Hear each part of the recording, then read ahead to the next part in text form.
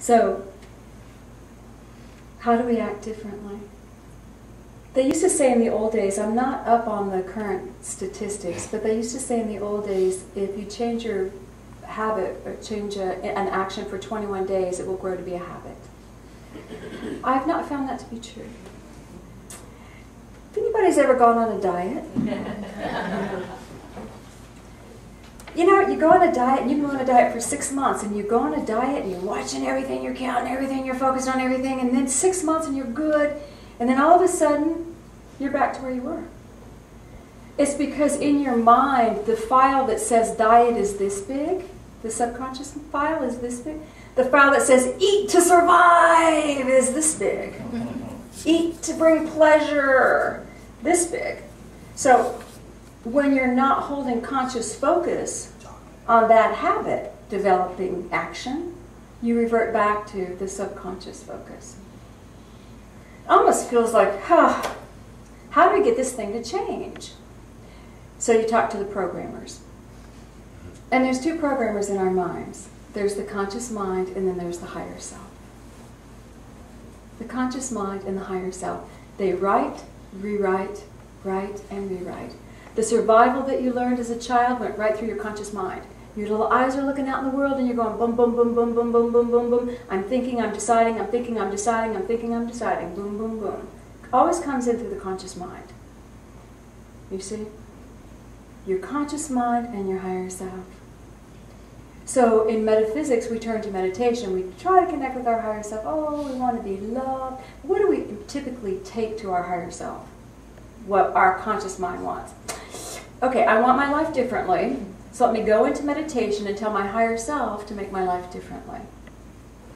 Instead of going into meditation and asking how to connect with a higher life for me here.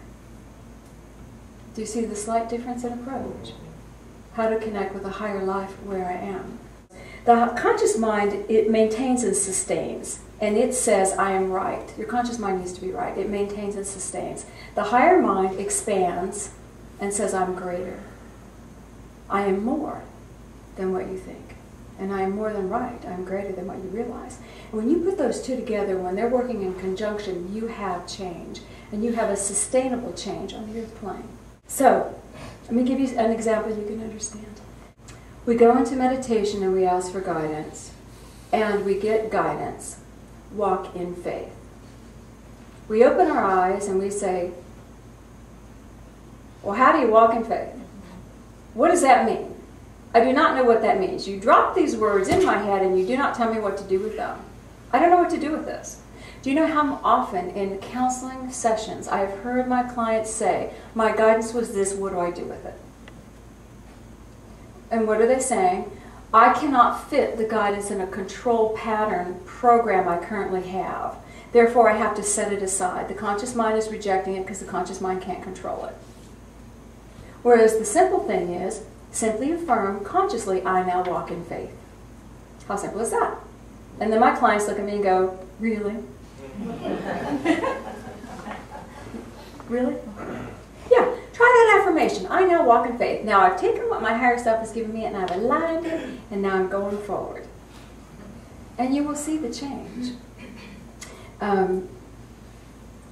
With my niece, for those of you that don't know, May 19th, this May 19th, I was goofing in a garage. So I'm standing on these mulch bags on my right leg. So I hop off like I'm 15, which I'm not too far from. Hop off like I'm 15. My left leg wobbles. I fall, full impact on my right knee in the garage on the concrete, and then I slide and bang my head against the trash can. It was a wonderful experience. And I shared that with you, the ensuing pain and the angels and the healing. Well, I got the guidance, and I shared this with you as well. My guidance was, you know, this was an illustration about how you, Cindy, take action before you let your intuition and guidance settle in. How I'll get guidance on something, then I try to make it so. Make it so!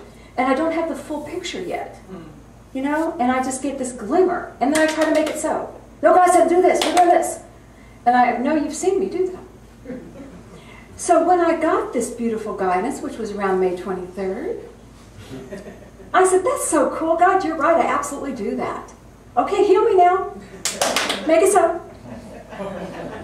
Do you hear me? I got my guidance. You don't let it settle in before you want to take action. Okay, I'm ready.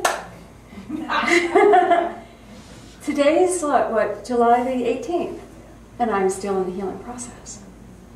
And they would laugh at me, my angels and guides and teachers, and they would say, oh, Cindy, you're not hearing us well, are you? And then began the retraining process to retrain the automatic instinctive muscles in my body. To retrain the cultural energy. Do you know it's very difficult to say, oh, Patrick, I can't walk. Would you please hold me? Very difficult to have to lean on someone as you're getting about. Very difficult to have to cancel Reiki sessions because you cannot stand to do them. All the retraining going on in my body, mind, and spirit. And the whole time I'm saying, God, Reiki is normally instantaneous, and I normally heal instantly when I hurt myself. What's going on? And they would laugh, and they would say, you're okay.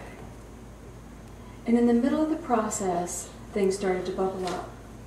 And they started to show me thought patterns that I had been blind to for years. Beliefs, energy, things I had been doing habitually that I was totally unaware of. I mean, Patrick could come and say, Cindy, you're being harsh to me. I am not being harsh, I'm being honest. And they gently showed me, oh no. When you do this, this is not what you're conveying. And I have a list of deep realizations. And every time one would bubble up, I would cry and realize it and get clear. And then I'd say, okay, that's it, I'm ready. And they would laugh at me. And then another one would come up. And it was just amazing, this beautiful healing process that they were able to get through me because they interrupted my outer action. They interrupted it so I could learn. And I recently, one of the most recent realizations I will share with you, because a lot of them would take an hour to explain, but I was remembering, I was meditating, and they took me into a memory. You know when you're in that memory and everything's brightly colored and it's real and it's dimensional? And you go, whoa, why are we here? It was a memory of when I was going to school. I used to drive up to school and we'd stay for a week, and I had very intense training. I don't even know what I was going for at that point. I got my Rohan Masters, my Rohan Training Masters and ordination, and I was training for everything. Distinct memory of pulling up, opening the car door, and getting my bags out of the trunk. And as I'm getting my bags out of the trunk, I'm saying to God, God, I want to work for you for a living. I was working in corporate as well. I don't want to do what everyone else is doing. I want to do the work I love to do, and I want to make a living at it. And I was so clear in that moment. And I watched this young girl with her thoughts. And I was young. I was very young and sweet, but very determined. Because in my world at that time, very few people made their living in metaphysics unless they had a wealthy spouse that supported them or something. There were very, very few opportunities for the healing arts. And that because it was a while ago.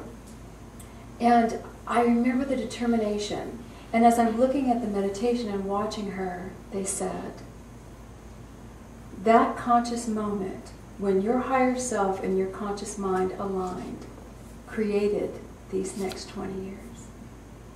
And where you stand today is a culmination of what you chose. And I went, I love my work. Such a deep joy and appreciation for the opportunities that I have now to do the Reikis, to do the Rohans, to do the readings, to have a lovely home, to have a family, to not lack on any level. And that moment started the journey of 20 years without realization. I never realized I had arrived. Do you see? Because my actions had been so focused on the journey. And when I got that realization, there was such a joy.